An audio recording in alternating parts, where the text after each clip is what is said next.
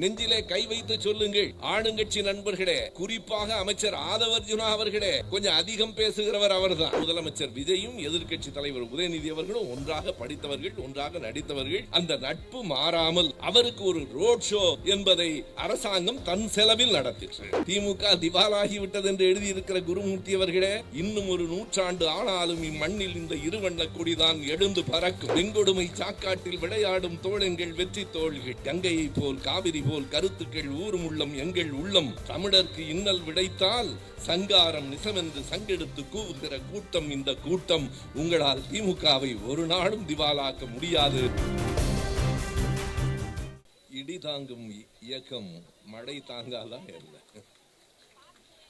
திரும்பவும் வந்து அமர்ந்திருக்கிற திமுக கழக நண்பர்களே, திமுக கழகம் திரும்பவும் வரும் என்பது எல்லோருக்கும் தெரியும். நான் கோட்டைகளை பெரிதாய் கருதுவதில்லை. கோட்டைகள் வந்து போகும், கொள்கைதான் நிலைத்து வாழும். அருமைக்குரிய மாவட்ட செயலாளர், மேலாளர் அமைச்சர், அருமை நண்பர் மாசு அவர்களே, தலைமையேற்றிருக்கிற பிரபாகர் ராஜா அவர்களே, காலம் கருதி என்பதை விட மழையை கருதி ஒவ்வொருவர் பெயரையும் சொல்ல இயலவில்லை, மன்னித்துக் கொள்ள வேண்டும். மேடையிலும் எதிரிலும் அமர்ந்திருக்கிற அனைவருக்கும் என் அன்பு வணக்கம். இந்த கூட்டத்தில் இந்த மழை ஒரு நன்மை செய்திருக்கிறது. இந்த கூட்டத்தை இனி நாம் யாரும் மறக்கவே முடியாது. கே நகரில் நடைபெற்ற கூட்டம் என்றால் எந்த கூட்டம் என்று கேட்பார்கள். மழை வந்ததே, ஓ அந்த கூட்டம் எல்லோருக்கும் நினைவிலே இருக்கும். நம் நினைவுகளில் நிறுத்திவிட்டு போவதற்காகவே இந்த மழை வந்திருக்கிறது. தலைவர் கலைஞர் அவர்களினுடைய 8வது நினைவு நாளில் நாம் கூடியிருக்கிறோம். நான் நினைத்து பார்த்தேன், மேடையில் இருக்கிற போதே தலைவரின் முகம் பார்த்து, தலைவரின் குரல் கேட்டு, தலைவரின் அருகமர்ந்து 8 ஆண்டுகள் ஆகிவிட்டன. அவர் வாழும் காலத்தில் வாரத்திற்கு 2 அல்லது 3 நாளாவது தலைவரின் அருகில் இருக்கிற வாய்ப்பினை நான் பெற்றேன். பல கூட்டங்களில் சொல்லியிருக்கிறேன். நான் பெற்ற எந்த பல்கலைக்கழக பட்டத்தையும் விட அதுதான் என் வாழ்நாளில் பெரியது. என்னை இன்றைக்கு தமிழ்நாடு முழுவதும் மக்கள் அறிந்திருக்கிறார்கள் என்றால், ஏதேனும் ஒரு சிற்றூருக்கு போனால் கூட ஒரு திமுக கழக தொண்டன் என்னை வாஞ்சையோடு வரவேற்கிறான் என்றால் கலைஞர் எனக்கு தந்த ஒரு பரிசுதான் அது என்பதை என்றைக்கும் நான் நினைவிலே வைத்திருக்கிறவர். இன்றைக்கு இந்த கூட்டத்தில் அவருடைய நினைவு நாளில் தமிழ்நாட்டினுடைய அரசியல் எப்படி இருக்கிறது என்பதை பற்றி பேசுவதற்காகவும் இந்த மேடை பயன்படும். எப்படி இருக்கிறது என்பதை என்னை விட நீங்கள் எல்லோரும் அறிவீர்கள். சில நல்லவைகளும் நடக்கின்றன, அதை நாம் ஏற்க வேண்டும். இன்றைக்கு 2 தீர்மானங்களும், நேற்றைக்கு ஒரு தீர்மானமும் சட்டமன்றத்திலே அனைவராலும் ஏற்கப்பட்டு நிறைவேறி இருக்கிறது. உண்மையிலேயே மகிழ்ச்சி தான். வருகிற போது பார்த்தேன், நண்பர் கமல்ஹாசன் கூட ஒரு அறிக்கை விடுத்திருந்தார். இப்படி ஆளுங்கட்சி கொண்டு வருகிறதே என்று பார்க்காமல் எதிர்க்கட்சியும் சேர்ந்து ஆதரித்தது நல்லது என்கிறார். நல்லதுதான். ஒரே ஒரு திருத்தம், ஆளுங்கட்சி கொண்டு வந்த தீர்மானங்களை நாம் இன்றைக்கு ஆதரித்திருக்கிறோம் என்பது உண்மையாக இருக்கலாம். ஆனால் அவையெல்லாம் நாம் கொண்டு வந்த தீர்மானங்கள் தான். அவற்றைத்தான் ஆளுங்கட்சி மறுபடியும் கொண்டு வந்திருக்கிறார். நம்முடைய கொள்கைகள் சார்ந்தவை தான். நீட்டு தேர்வை யார் எதிர்த்தார்கள்? 2010 அது முன்மொழியப்பட்டது. 2014க்கு பிறகு அது தீவிரப்படுத்தப்பட்டது. ஆனால் அதற்கு முன்பே 2006ஆம் ஆண்டே தலைவர் கலைஞர் அவர்கள் பொறுப்பேற்றவுடன் இருந்த நுழைவுத் தேர்வை முதலில் நீக்கியவர் கலைஞர் தான். என்றைக்கும் நீங்கள் எண்ணி பார்க்கலாம். இது மட்டுமல்ல, இன்றைக்கு FCRA என்கிற அந்த சட்ட திருத்தத்தை எதிர்த்து நம்முடைய தமிழ்நாடு சட்டமன்றத்தில் ஒரு தீர்மானம் நிறைவேற்றப்பட்டிருக்கிறது. ஒருமனதாக கண்டிப்பாக நிறைவேற்றப்பட வேண்டிய தீர்மானம். நாம் மக்களுக்கு சொல்ல வேண்டும். அந்த FCRA என்கிற எழுத்துகள் என்ன சொல்லுகின்றன என்பது நாம் இங்கே இருக்கிற தோழர்களெல்லாம் ஒவ்வொருவரும் எல்லோரிடத்திலும் எடுத்து சொல்ல வேண்டும். அவை ஃபாரின் கான்ட்ரிபியூஷன் ரெகுலேஷன் ஆக்ட் என்கிற ஆங்கில சொல்லிலிருந்து வெளிநாட்டு நிதியை ஒழுங்குபடுத்துகிற ஒரு சட்டம். இது எதற்காக கொண்டு வரப்படுகிறது? ஒன்றிய அரசு ஏன் இதிலே கூடுதல் கவனமாக இருக்கிறது? நாமெல்லாம் இங்கே பேசிக் கொண்டிருக்கிறோம். நாடாளுமன்றத்தில் பேசுவதற்கே இடமில்லை. நாடாளுமன்றத்தில் பேச்சே நடைபெறவில்லை. கூடுகிறது, கலைகிறது. அதை கூட செய்திகள் எப்படி சொல்லுகின்றன என்றால், நாடாளுமன்றம் கூடியது வழக்கம் போல் கலைந்து விட்டது, வழக்கம் போல் ஒத்திவைக்கப்படுகிறது. ஏன்? இன்றைக்கு நான் இங்கே இந்த மேடைக்கு வருகிற போது கைபேசியிலே வந்த ஒரு செய்தி, த பிரேக்கிங் நியூஸ் என்று போட்ட செய்தியை பார்த்தேன். வேறொன்றுமல்ல, வந்தே மாதரம் பாடலை பாடுகிற போது யாரேனும் அவமதித்தால் அவர்களுக்கு சிறை தண்டனை என்கிற சட்டம் நிறைவேறி இருக்கிறது, ஜனாதிபதி ஒப்புதல் கொடுத்திருக்கிறார் என்று செய்தி வந்திருக்கிறது. ஆனால் அதுவும் நாடாளுமன்றத்திலே விவாதிக்கப்படவில்லை. ஜனகணமன என்பது ஒரு பாட்டு. எண்ணி பாருங்கள், நேற்றைக்கு ஒரு தீர்மானம் சட்டமன்றத்திலே, தமிழ்தாய் வாழ்த்துதான் முதலில் பாடப்பட வேண்டும். நல்லது. யார் கொண்டு வந்தார்கள்?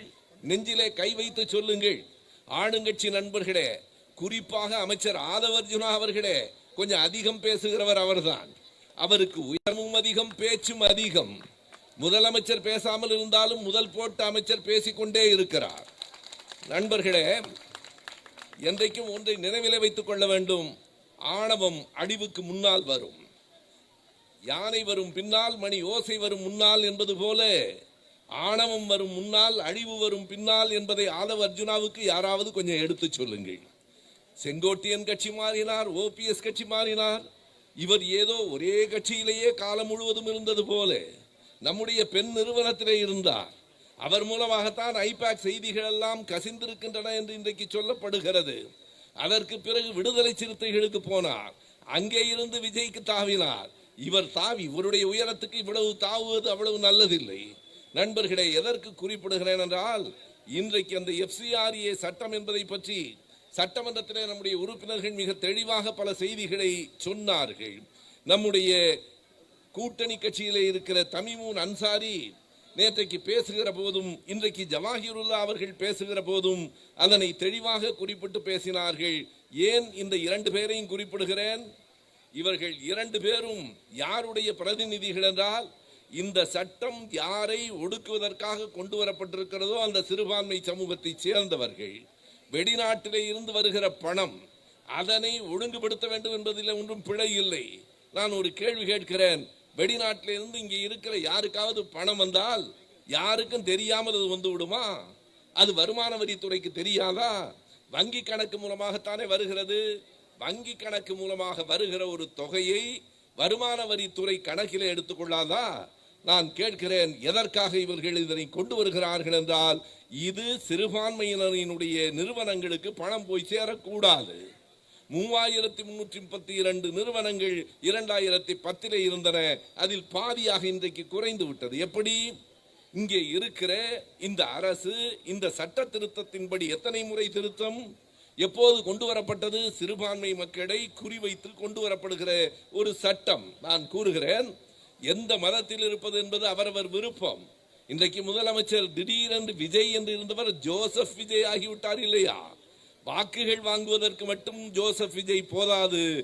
மதிப்பிற்குரிய முதலமைச்சர் அவர்களே, அவர்களை காப்பாற்றுவதற்கும் அவர்களினுடைய நியாயங்களை எடுத்துச் சொல்வதற்கும் நீங்கள் ஜோசப் விஜயாக இருக்க வேண்டும். எதற்காக? வெளிநாடுகளிலே இருந்து வருகிறது கிறிஸ்தவ நிறுவனங்களுக்கு பணம் வருகிறது, நான் மறுக்கவில்லை. அந்த கிறிஸ்தவ நிறுவனங்களுக்கு பணம் வந்ததால்தான் இந்தியா முழுவதும், நம்முடைய தமிழ்நாட்டிலும் கல்வி நிறுவனங்களும் மருத்துவ சாலைகளும் கூடுதலாக இருக்கின்றன என்பதை யாரும் மறுக்க முடியாது. ஆனால் இன்றைக்கு என்ன செய்கிறார்கள்? அதை தடுக்க வேண்டும். இப்போது நாம் இன்னொரு கேள்வி கேட்கலாமா? சிறுபான்மை நிறுவனங்களுக்கு மட்டும்தான் வருகிறதா? RSSக்கு பணம் வரவில்லையா? வெளிநாட்டிலிருந்து வந்து குவிகிற பணத்துக்கு கணக்கு வைத்திருக்கிறீர்களா? RSS ஆவது தனி அமைப்பு. நான் நேரடியாகவே சொல்லுகிறேன், PM கேர் ஃபண்ட் என்று ஒன்று இருக்கிறது. பிரதம மந்திரி என்னுடைய பெயராலே ஒரு கணக்கு. அந்த கணக்கிலே எவ்வளவு பணம் இருக்கிறது? எதை வேண்டுமானாலும் நீங்கள் RTI என்று சொல்லுகிற தகவல் அறியும் உரிமை சட்டத்தின் கீழ் பெற முடியும். ஆனால் PM கேர் ஃபண்டினுடைய கணக்கை பெற முடியாது. இப்போதும் இருக்கிற சட்டம் அதுதான். அந்த கணக்கில் வருகிற பணம் எவ்வளவு, எதற்கு கொடுக்கப்பட்டது என்கிற கணக்கை நீங்கள் தலைமை தணிக்கை அதிகாரியும் பார்க்க முடியாது. அந்த கணக்கை நீங்கள் தகவல் அறியும் உரிமை சட்டத்திலிருந்தும் பெற முடியாது. எனவே அதனை எதிர்த்து இன்றைக்கு கொண்டு வரப்பட்டிருக்கிறது. நான் அதைத்தான் சொன்னேன். ஆளும் கட்சி கொண்டு வந்தாலும் நமக்கு எதிராக இருக்கிற கட்சி கொண்டு வந்தாலும், நம்மை தீய சக்தி என்று தெரு தெருவாக பேசியவர்கள் கொண்டு வந்தாலும் கூட நாம் நல்லவைகளை ஆதரிப்பதால் நாம் எப்போதும் தூய சக்தி என்பது அவர்களுக்கு புரிந்தாக வேண்டும். பாருங்கள், நம்முடைய டாக்டர் விஜயபாஸ்கரும் தூய சக்தி ஆகிவிட்டார். கரூர் எம்ஆர் விஜயபாஸ்கரும் தூய சக்தி ஆகிவிட்டார். இங்கே இருந்து அங்கே போனால் இடையிலே ஒரு வாஷிங் மிஷின் வைத்திருக்கிறார்கள். தீய சக்தி எல்லாம் அதுல போட்டு எடுத்தால் தூய சக்தி ஆகி விடுவார்கள். அங்கே இருக்கிறவர்கள் எல்லோருமே இங்கே இருந்து அதிமுகவில் இருந்தும் போனவர்கள்.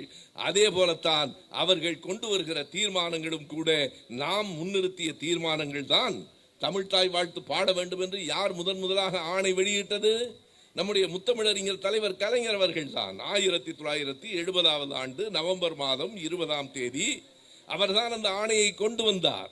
அதற்கு பிறகு கண்டிப்பாக பாடப்பட வேண்டும் என்று ஜெயலலிதா இன்னொரு ஆணையை கொண்டு வந்தார். நம்முடைய தலைவர் முத்துவேல் கருணாநிதி ஸ்டாலின் 21வது ஆண்டு ஒரு ஆணையை வெளியிட வேண்டிய கட்டாயம் நேர்ந்தது. எதற்காக என்றால், அந்த ஆணை என்ன என்று உங்களுக்கு நினைவிருக்கும். தமிழ்தாய் வாழ்த்து பாடப்படுகிற போது மேடையிலும் அரங்கிலும் இருக்கிற எல்லோரும் மாற்றுத்திறனாளிகளை தவிர அத்தனை பேரும் எழுந்து நிற்க வேண்டும். என்னடா, ஒரு தமிழ்தாய் வாழ்த்து பாடுகிற போது எழுந்து நிற்க வேண்டும் என்று ஆணை கொண்டு வர வேண்டுமா? அதற்கு ஒரு தேவை இருந்தது. 2018ஆம் ஆண்டு சமஸ்கிருத அகராதி வெளியீட்டு விழாவிலே கலந்து கொண்ட சங்கராச்சாரியார் மேடையிலே தமிழ்தாய் வாழ்த்து பாடும்போது எழாமல் அமர்ந்திருந்தார். கேட்டால் தியானம் செய்தார் என்றார்கள். தியானம் செய்வதற்கு வேறு இடமும் வேறு நேரமும் கிடைக்கவில்லை. பாருங்கள், அதற்காகவே ஒரு ஆணையை மறுபடியும் தமிழ்நாடு அரசு கொண்டு வந்தது. பாட்டு பாடுகிற போது மாற்றுத்திறனாளிகளை தவிர எல்லோரும் எழுந்திருக்க வேண்டும். இனிமேல் சங்கராச்சாரியார் எழுந்து நிற்கவில்லை என்றால் அவர் மாற்றுத்திறனாளி என்பதை நாம் புரிந்து கொள்ளலாம். அவ்வளவுதான் அதற்கான பொருள். எனவே இப்படி கொண்டு வந்த தமிழ்தாய் வாழ்த்தை இன்றைக்கு ஒன்றிய அரசினுடைய வழக்கறிஞர் நீதிமன்றத்தில் என்ன சொல்லி இருக்கிறார்? நாங்கள் தமிழ்தாய் வாழ்த்து கடைசியாகத்தான் பாடப்பட வேண்டும் என்று சொல்லவில்லை. சரி, பிறகு ஏன் அந்த ஆளுநர் பங்கேற்ற அந்த நிகழ்ச்சியிலே கடைசியாக பாடப்படுகிறது? நம்முடைய முன்னாள் அமைச்சர் ரகுபதி அவர்கள்தான் சட்டமன்றத்திலே மிக தெளிவாக கேட்டிருக்கிறார். நீங்கள் ஆணையை கொண்டு வந்திருக்கிறீர்கள், இந்த அவை ஒருமனதாக அதை நிறைவேற்றுகிறது. இந்த அவையிலே ஒரு தீர்மானமாக அது நிறைவேற்றப்பட்டாலும் ஆளுநர் அதற்கு இசைவாரா? நாளைக்கே ஒரு கூட்டம் நடக்கிறது என்றால் ஆளுநர் வந்தே மாதரம் பாட வேண்டும் என்று சொல்ல மாட்டாரா? என்ன செய்வது? வெறும் தீர்மானம், வெறும் ஆணை போதாது, ஒரு சட்டமாக அது இயற்றப்பட வேண்டும் என்பதை நம்முடைய திமுக கழக உறுப்பினர்கள் தான் சட்டமன்றத்திலே இன்றைக்கு எடுத்து சொல்லி இருக்கிறார்கள். எனவே திமுக கழகம் மிக அருமையாக நம்முடைய நண்பர் காசிமுத்து மாணிக்கம் அவர்கள் சொன்னார். நம்முடைய உதயநிதி அவர்கள் சட்டமன்ற உறுப்பினர் ஆன போது, துணை முதலமைச்சர் ஆன போது, இப்போது எதிர்க்கட்சி தலைவராக ஆன போதெல்லாம் கிடைக்காத ஒரு வரவேற்பு அவரை கைது செய்த போது தமிழ்நாடு முழுவதும் கிடைத்தது. நினைத்து பாருங்கள், என்ன செய்தார்கள்? நீங்கள் சென்னையிலே வடக்கு தஞ்சையிலே பதிவு செய்யப்பட்டிருக்கிறது என்றால் அங்கே கொண்டு போய் தான் விசாரிப்போம் என்றார்கள். கடைசியாக அவர்களால் தஞ்சைக்கு கொண்டு போக முடிந்ததா? செங்கிப்பட்டியிலே விசாரித்தால் என்ன, பிறகு சென்னையிலே விசாரித்தால் என்ன? நீங்கள் செங்கிப்பட்டியில் விசாரிக்கலாம் என்றால் சென்னையிலேயே விசாரிக்கலாம். ஆனாலும் ஏன் செங்கிப்பட்டி வரைக்கும் அழைத்து சென்றார்கள் என்றால், என்ன இருந்தாலும் முதலமைச்சர் விஜயும் எதிர்க்கட்சி தலைவர் உதயநிதி அவர்களும் ஒன்றாக படித்தவர்கள், ஒன்றாக நடித்தவர்கள். அந்த நட்பு மாறாமல் அவருக்கு ஒரு ரோட் ஷோ என்பதை அரசாங்கம் தன் செலவில் நடத்திற்று. அதுதானே ஒரு பெரிய சாலை வலம் நடந்தது. எல்லோரும் பார்க்கட்டும். அன்றைக்கு ஒரு நாள் முழுவதும் நீங்கள் எண்ணி பாருங்கள், வேறு ஏதாவது வேலை நடந்ததா? வேறு ஏதாவது செய்தி வந்ததா? தொலைக்காட்சி எப்போது திருப்பினாலும் இப்போதுதான் திண்டிவனத்துக்கு போயிருக்கிறார், இங்கே இருந்து அடுத்து விழுப்புரத்தை தாண்டுகிறார் என்று யாருக்கும் ஒரு பெரிய பதவியேற்க போகிறவருக்கு கூட இவ்வளவு விளம்பரம் ஊடகங்களிலே கிடைக்காது. நான் எண்ணி பார்த்தேன். தலைவர் கலைஞர் அவர்கள் எழுதுவார், 1964 பிப்ரவரி 16 என் வாழ்நாளில் மறக்க முடியாத நாள் என்று நெஞ்சுக்கு நீதியிலே எழுதுவார். அந்த நாளிலே என்ன நடந்தது? அப்போதுதான் இந்திய எதிர்ப்பு போராட்டம் கொழுந்து விட்டு எரிந்து கொண்டிருந்தது. கலைஞர் முரசொலி அலுவலகத்திலே அமர்ந்து அடுத்த நாள் வரவேண்டிய கட்டுரைகளை எழுதி கொண்டிருக்கிறார். இரவு நேரம் வெளியிலே வருகிற போது காவல்துறை காத்திருக்கிறது. அவரை அழைத்து செல்வதற்காக அழைத்து சென்றார்கள். அங்கே காவல் நிலையத்தினுடைய ஆணையர் அலுவலகத்திலே அமர்த்தினார்கள். அடுத்த நாள் காலையில பாருங்கள் எவ்வளவு ஒரு பெரிய ஒற்றுமை என்று. அடுத்த நாள் எங்கே போய் தேநீர் கொடுத்தார்கள்? இதே திண்டிவனம் காவல் நிலையத்திலே தான். தாத்தாவுக்கு நடந்ததெல்லாம் பேரனுக்கும் நடக்க வேண்டும் என்று விஜய் விரும்பி இருக்கிறார். பிறகு திண்டிவனத்திலே இருந்து திருச்சிக்கு அழைத்து சென்றார்கள். அன்றைக்கு இரவு மதுரை சிறையிலே அவரை தங்க வைத்தார்கள். அடுத்த நாள் காலையிலே பாளையங்கோட்டைக்கு கொண்டு போனார்கள். அந்த பாளையங்கோட்டை சிறைச்சாலைக்கு பிறகுதான் தலைவரின் புகழ் தமிழ்நாடு முழுவதும் பெரிதும் பறந்து வளர்ந்தது. எனவே தாத்தாவை போல பேரனையும் ஆக்கிவிட வேண்டும் என்கிற எண்ணத்தில் அன்றைக்கு கைது செய்தார்களே. எத்தனை விதமான ஒடுக்குமுறைகள், எத்தனை விதமான அடக்குமுறைகளை நாம் சந்தித்திருக்கிறோம். இன்று காலையிலே துக்ளக் இதழிலே ஒரு செய்தி வந்திருக்கிறது, நீங்கள் பார்க்க வேண்டும். வேறு வழி இல்லாமல் துக்ளக்கெல்லாம் நான் படித்து தொலைக்கிறேன். என்ன எழுதியிருக்கிறார்கள் என்று தெரிந்து கொள்வதற்காக படிக்கிறேன். இன்று காலையிலே ஒரு கேள்வி பதிலிலே துக்ளக் எழுதியிருக்கிறது, 2026 தேர்தலோடு திமுக திவாலாகிவிட்டது. எத்தனை ஆசை, எத்தனை கனவு, எவ்வளவு எதிர்பார்த்து காத்திருக்கிறார்கள். குருமூர்த்திகளே குறித்துக் கொள்ளுங்கள், திமுக திவாலாகிவிட்டது என்று எழுதியிருக்கிற குருமூர்த்தி அவர்களே, இன்னும் ஒரு 100 ஆண்டு ஆனாலும் இம்மண்ணில் இந்த இருவண்ண கொடிதான் எழுந்து பறக்கும். குருமூர்த்தி அவர்களே, வெங்கொடுமை சாக்காட்டில் விளையாடும் தோழங்கள் வெற்றி தோள்கள். கங்கையை போல் காவிரி போல் கருத்துக்கள் ஊரும் உள்ளம் எங்கள் உள்ளம். தமிழருக்கு இன்னல் விடைத்தால் சங்காரம் நிசமென்று சங்கெடுத்து கூவுகிற கூட்டம் இந்த கூட்டம். உங்களால் திமுகவை ஒரு நாளும் திவாலாக்க முடியாது. உங்கள் பத்திரிகை அலுவலகம் பத்திரமாக இருக்கிறதா என்று பார்த்து கொள்ளுங்கள். உங்கள் பத்திரிகை தொடர்ந்து வெளிவர வேண்டுமானால் நீங்கள் உண்மையை எழுத பழகுங்கள். திமுகவின் மீது இருக்கிற கோபம், திமுகவை எப்படியாவது அழித்து விட வேண்டும் என்று குருமூர்த்தி அவர்களே, நீங்கள் அல்ல, உங்கள் பாட்டனுக்கு பாட்டன், நீங்கள் உங்களுக்கு குருவாக நினைக்கிற சோவிலே இருந்து எல்லோரும் திமுகவை அழித்து விட வேண்டும் என்று தான் நினைத்தார்கள். ஒரு நாளும் முடியாது, ஒரு நாளும் அப்படி நடக்காது. காரணம் என்ன என்றால், நான் முதலில் சொன்னேன், வெற்றி பெற்றால் தான் திமுக கழகம் என்று யாராவது நினைத்தால் அவர்களுக்காகத்தான் சொன்னேன். கோட்டைகள் வந்து போகும், கொள்கைதான் நிலைத்து வாழும் என்பதை உணர்ந்தவர்கள் நாங்கள். கோட்டைகள் வரும் போகும், கோட்டைகளிலேயே வாழ்கிறவர்கள் இல்லை நாங்கள்.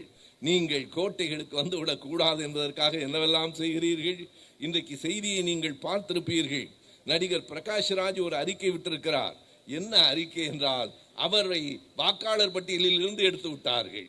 எஸ்ஐஆர் முடிந்தவுடன் ஏன் பிரகாஷ்ராஜ் நலமாக இருக்கிறார், பிரகாஷ்ராஜ் கூட்டங்களில் பேசுகிறார், பிரகாஷ்ராஜ் கரப்பான் பூச்சி போராட்டம் நடத்தினால் ஜன்னல் பந்தலிலேயும் போய் நிற்கிறார். இத்தனை இடங்களிலே இருக்கிற பிரகாஷ்ராஜ் வாக்காளர் பட்டியலில் மட்டும் இல்லை, எடுத்து விட்டார்கள்.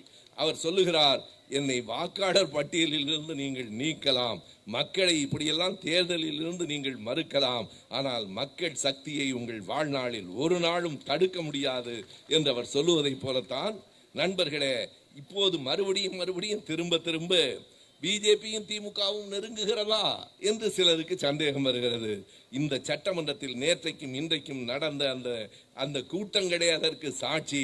பாஜகவை நெருங்குகிறது என்றால் நம்மை எதிர்க்கிற, நம்மை தூற்றுகிற, நம்மை தீய சக்தி என்று சொல்லுகிற ஒரு கட்சி கொண்டு வந்த தீர்மானம் கூட சரியானதாக இருந்தால் அதை ஆதரிப்பதுதான் திமுகவுக்கான இயல்பு என்று சொல்லி இன்றைக்கு அதை நாம் ஆதரித்திருக்கிறோம். பிஜேபியை அல்ல, காங்கிரஸை தான் நெருங்கி தொலைத்தோம், காங்கிரஸை தான் நம்பி தொலைத்தோம். காங்கிரஸ் செய்த கொடுமைகளை எல்லாம் மறந்து கலைஞர் அவர்கள் 2013 ஒரு முறை சொன்னார், இன்னமும் சரியாய் சொன்னால் அந்த நாள் எனக்கு நினைவிருக்கிறது. அண்ணன் TR பாலு அவர்கள் காலையிலே தொலைபேசினார்கள், தம்பி அறிவாலயத்துக்கு வந்துருங்க, தலைவர் வர சொன்னார். சரி என்னன்னு கேட்டேன். ஒன்றும் இல்லை, இன்னைக்கு ஒரு செயற்குழு கூட்டம், தலைமை செயற்குழு கூட்டம் இருக்கு, நான் உங்களை வர சொல்லி இருக்கார், வந்துருங்க. போயிட்டேன்.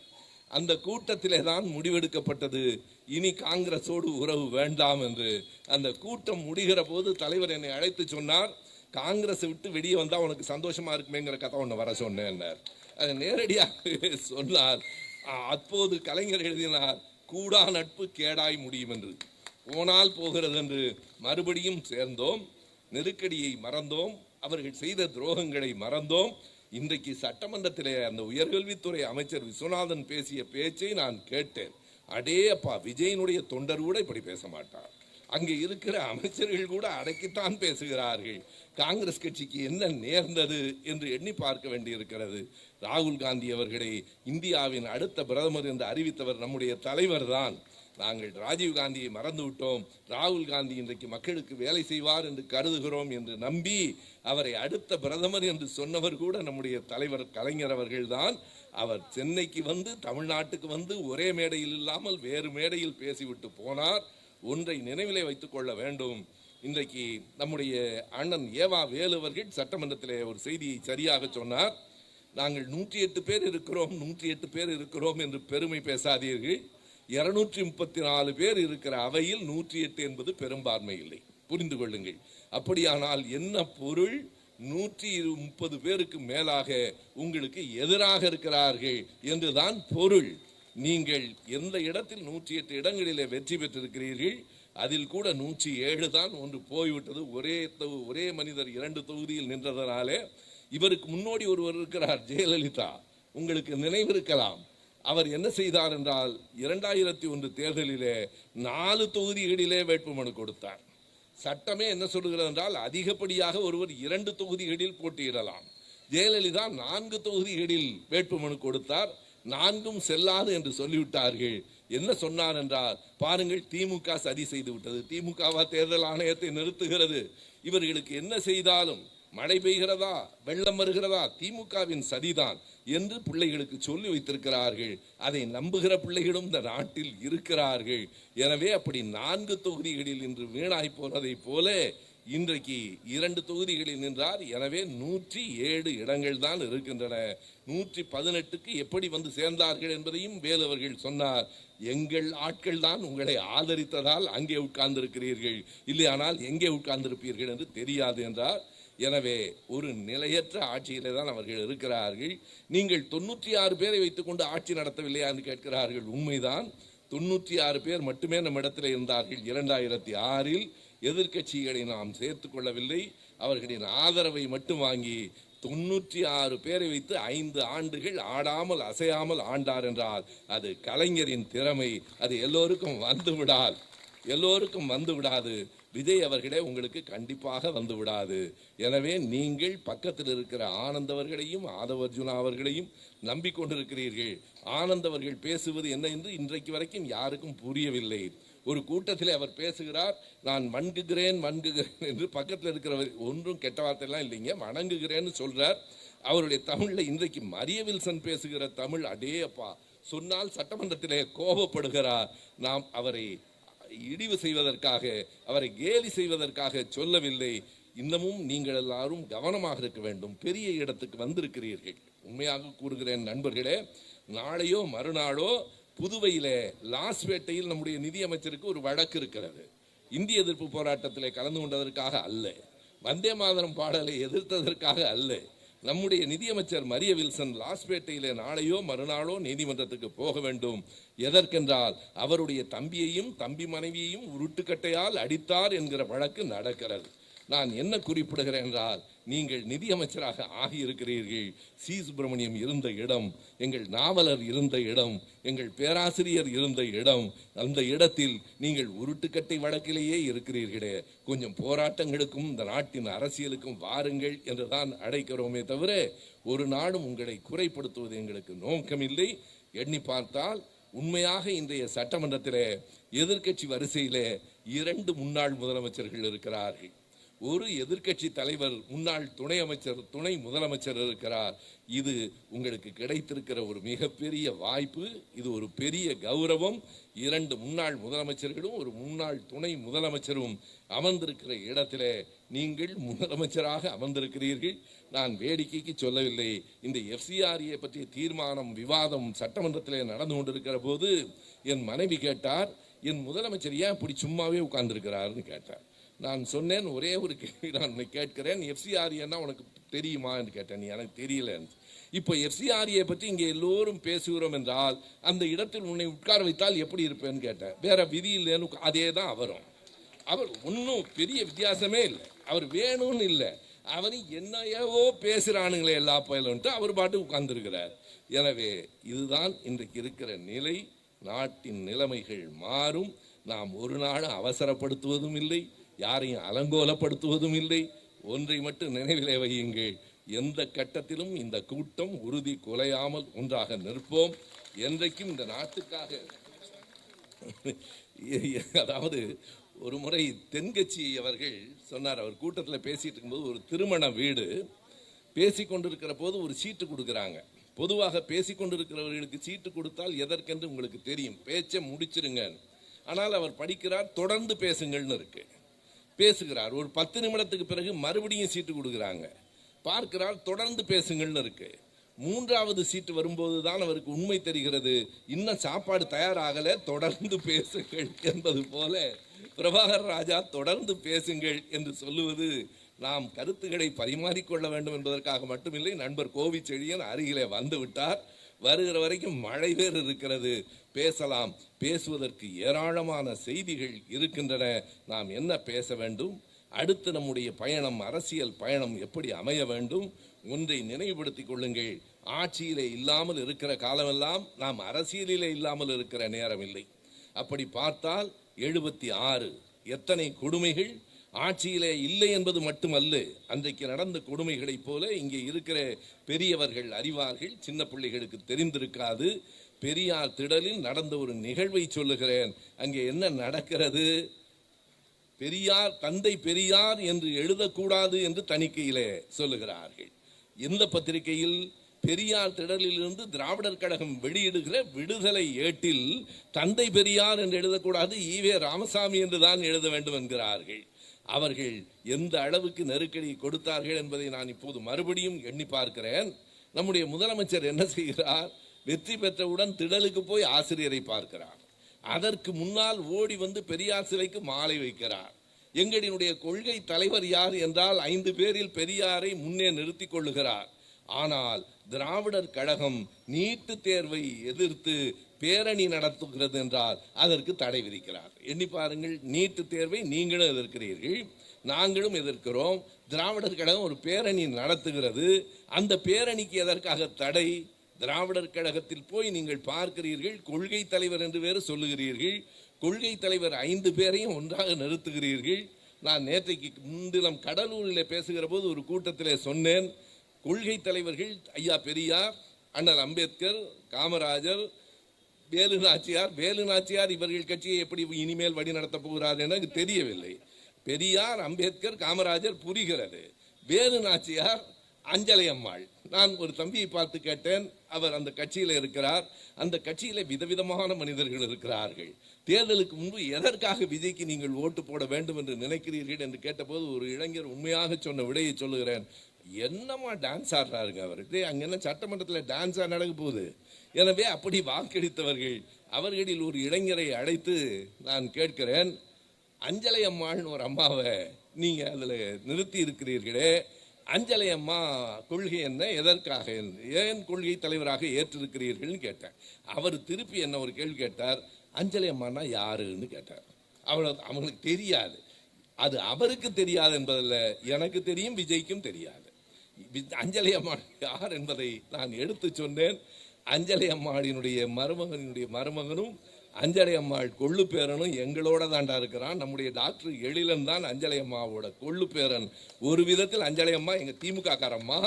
இவர்கள் வைத்திருக்கிறது எல்லாமே அவர்களுக்கென்று தனியாக தலைவரும் தனியாக கொள்கையும் இல்லாமல், எந்த தலைவரெல்லாம் நம்மிடம் இருக்கிறார்களோ அவர்கள் படத்தை போட்டு, எந்த கொள்கையெல்லாம் நாம் சொல்லுகிறோமோ அந்த கொள்கையும் எடுத்துக்கொண்டு இப்படி ஒரு கட்சியை அவர்கள் நடத்தி கொண்டிருக்கிறார்கள்.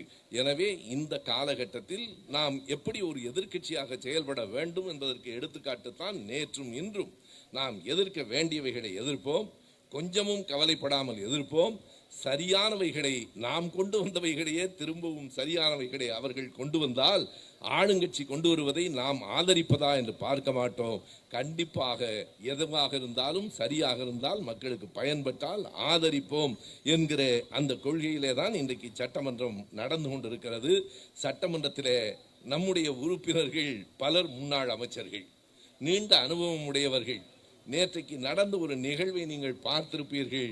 நம்முடைய முன்னாள் அமைச்சர் அண்ணன் MRK பன்னீர்செல்வம் அவர்கள் பேசுகிற போது ஒரு செய்தியை கொடுக்கிறார். இந்த நிதிநிலை அறிக்கையில் நிறைய இடங்களில் முட்டு கொடுத்திருக்கிறீர்கள் என்கிறார். உடனே அவைத்தலைவர் JCD பிரபாகரன் சொல்லுகிறார், அப்படியெல்லாம் சொல்லக்கூடாது, முட்டு கொடுத்தல் என்கிற வார்த்தையெல்லாம் அவை குறிப்பிலிருந்து நீக்கி விடுவேன் என்கிறார். MRK அதற்கு ஒரு விடை சொன்னார், மன்னிக்க வேண்டும், நான் நிதிநிலை அறிக்கையில் இருக்கிற வரியை படித்தேன் என்றார். நிதிநிலை அறிக்கையில தான் இருக்கு, வாழைக்கு முட்டு கொடுத்தல் நிதி என்று அவர்கள் எழுதியிருக்கிறார்கள். என்ன என்றால் நிதிநிலை அறிக்கையை அவர்களே படிக்கவில்லையோ என்று தோன்றுகிறது.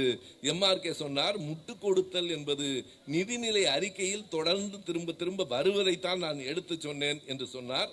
ஒரு வித்தியாசமான ஒரு அவையாக அது நடந்து கொண்டிருக்கிறது. இன்றைக்கு அவைத்தலைவர் JCD பிரபாகரன் அவர்கள் எடப்பாடியினுடைய பேச்சை நிறுத்துவதற்கு பட்ட பாட்டை நான் பார்த்தேன்.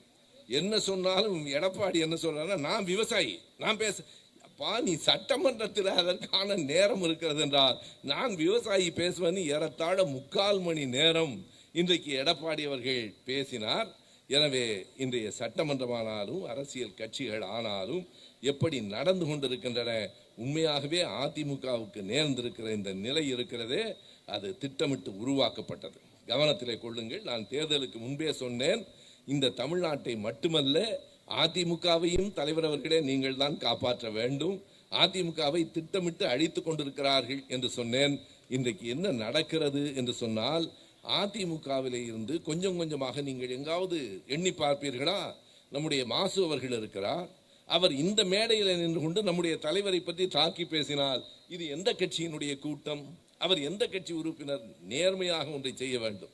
நீங்கள் ஒரு கட்சியில இருந்தால் அதற்கு உண்மையாக இருக்க வேண்டும், அந்த தலைமைக்கு கட்டுப்பட்டு இருக்க வேண்டும். இல்லையானால் அந்த கட்சியை விட்டு விலக வேண்டும். கட்சிக்கு உள்ளே இருந்து கொண்டு தலைவரை நீங்கள் இப்படி பேசுவது என்பது கட்சியை அணு அணுவாக சிதைப்பது. இது திட்டமிட்டு நடக்கிறது, தற்செயல் இல்லை. பாஜகவினுடைய நோக்கமே அதிமுகவை அழித்து விட்டு அந்த இடத்துக்கு தான் வர வேண்டும் என்று நினைத்தார்கள்.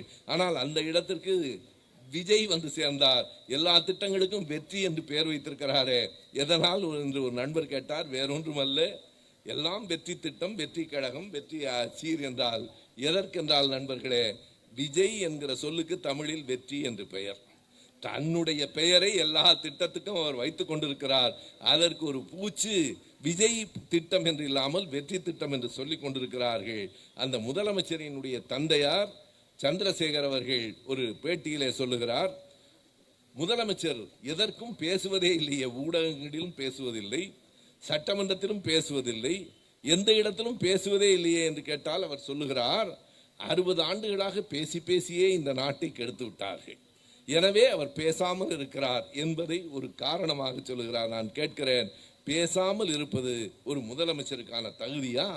பேசாமல் இருப்பது நான் நேரடியாக பார்த்திருக்கிறேன். தலைவர் கலைஞர் அவர்களின் நினைவு நாளில் பேசுகிற போது அந்த செய்தியை நான் குறிப்பிட வேண்டும். அறிவாலயத்தில் இருந்து வெளியே வருகிற நேரத்தில் தலைவர் அவர்கள் அவருடைய காரிலே ஏறுகிற போது ஊடகவியலாளர்கள் எதிர்வரிசையிலே நின்று கொண்டிருப்பார்கள். இவரிடத்திலே கூட வரவில்லை. காரிலே ஏறுகிற போது கலைஞர் என்ன சொல்லுவார் என்றால், அழைத்து, அப்போது 1000 விளக்கு உசேன் இருந்தார், உசேன் அங்க என்ன எல்லாரும் நின்றுட்டு இருக்காங்களே, அண்ணா அவங்க ஏதாவது நின்றுட்டு இருப்பாங்க, நீங்க புறப்படுங்க, யோ நமக்காக காத்துக்கிட்டு இருக்கிறான், அவனை விட்டுட்டு கூப்பிடும்பார். ஊடகவியலாளர்களை அழைத்து விடை சொன்னவன் எங்கள் தலைவர். ஊடகவியலாளர்களை பார்த்து ஓடுகிறவர் இன்றைக்கு முதலமைச்சர். அதுதான் பெரிய வேறுபாடு. இவர் கூப்பிடுவார், வர சொல்ல என்ன வேணும் என்று கேட்பார். எதை கேட்டாலும் சொல்லுகிற துணிச்சல் இருக்கிற காரணத்தால், எதை பற்றியும் சொல்லுகிற தெளிவு இருக்கிற காரணத்தால் கலைஞரால் ஊடகவியலாளர்களை அழைத்து கேள்விகளுக்கு விடை சொல்ல முடிந்தது.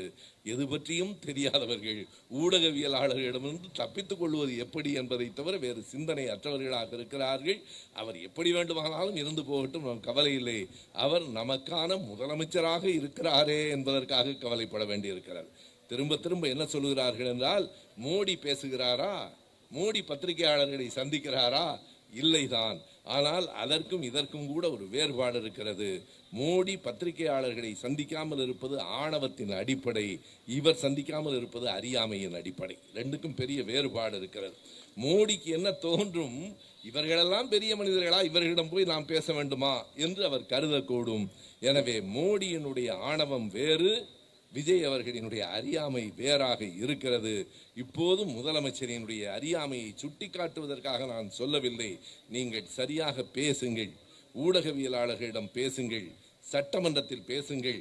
அதற்காகத்தான் தெரிந்தோ தெரியாமலோ மக்கள் உங்களுக்கு வாக்களித்திருக்கிறார்கள். திருநெல்வேலியிலே நகர்மன்ற கூட்டத்துக்கு, மாநகராட்சி கூட்டத்துக்கு வருகிற போது ஒருவர் விசில் ஊதிக்கொண்டே வருகிறார். எந்த அளவுக்கு அரசியலோடு இருக்கிறார்கள் என்று பாருங்கள். விசில் ஊதிக்கொண்டே வருகிறார். அதற்கு என்ன பரிசு என்றால் 2 மாதம் அவரை இடைநீக்கம் செய்து விட்டார்கள். எனவே விசில் ஊதுவது மட்டுமே அல்ல, பேசுங்கள், செய்திகளை எடுத்து சொல்லுங்கள். இப்போதுதான் நான் பார்க்கிறேன், 2 நாளாகத்தான் முதலமைச்சருக்கு கொஞ்சம் சிரிப்பாவது வருகிறது. இதுவரைக்கும் அதுவும் இல்லாமல் ஏதோ வாயே திறக்கக்கூடாது என்று யாரோ சொல்லி அனுப்பியது போலவே அமர்ந்து கொண்டிருந்தார். இப்போதுதான் கொஞ்சம் சிரிப்பாவது வருகிறது. சிரிப்பை தாண்டி வாருங்கள், பேசுங்கள், மக்களுக்காக பேசுங்கள். உங்களுக்கு வாக்களித்த மக்களை நினைத்தாவது பேசுங்கள், அறிந்து கொண்டு பேசுங்கள். பேசுவதிலே சிக்கல் இருக்குமானால் இன்றைக்கு மன்றத்துக்கு வருவதற்கு முன்னால் உங்களுக்கு தெரியும் தானே இன்றைக்கு என்னென்ன தீர்மானங்கள் வரப்போகின்றன என்று தெரியும். அந்த FCRA பற்றி தெரிந்து கொண்டு வாருங்கள், நீட்டு தேர்வு பற்றி தெரிந்து கொண்டு வாருங்கள். ஒருவேளை தெரிந்திருந்தால் நான் குறை சொல்வதாக கருதக்கூடாது. அவர் பேசாமல் இருப்பதால் தெரியாமல் இருக்கிறாரோ என்று கருத வேண்டியிருக்கிறது. என்னை போன்றவர்களினுடைய ஐயங்களை உடைப்பதற்காகவாவது பேசுங்கள். உங்கள் பேச்சு தமிழ்நாட்டு மக்கள், உங்களுக்கு வாக்களித்த மக்களுக்கு நீங்கள் செய்கிற மதிப்பாக அமையும். பேசுங்கள். அதற்காகத்தான் வாக்களித்திருக்கிறார்கள். நீங்கள் பல செய்திகளை முன்னிறுத்துங்கள், விவாதங்களில் கலந்து கொள்ளுங்கள். நாங்கள் கேட்பதெல்லாம் இனிமேலாவது முதலமைச்சராக வாருங்கள். பாரதி கிருஷ்ணகுமார் எம்ஜிஆரை பற்றி எழுதுகிற போது சொல்லுவார், அவர் 40 ஆண்டு காலம் திரைப்படத்துறையை ஆண்டார், 10 ஆண்டு காலம் முதலமைச்சராக நடித்தார் என்பார். 10 ஆண்டு காலம் முதலமைச்சராக நடித்தது போல நீங்களும் இருக்கிற காலத்தில் முதலமைச்சராக நடிப்பது என்பதை தாண்டி மக்களுக்கான முதலமைச்சராக உங்களை மாற்றிக்கொள்ளுங்கள் என்று கேட்கிறோம். நாங்கள் சொல்லுவது உங்களுக்கு ஒரு விதத்திலே நன்மை செய்வதற்காகத்தான். மாறுங்கள்.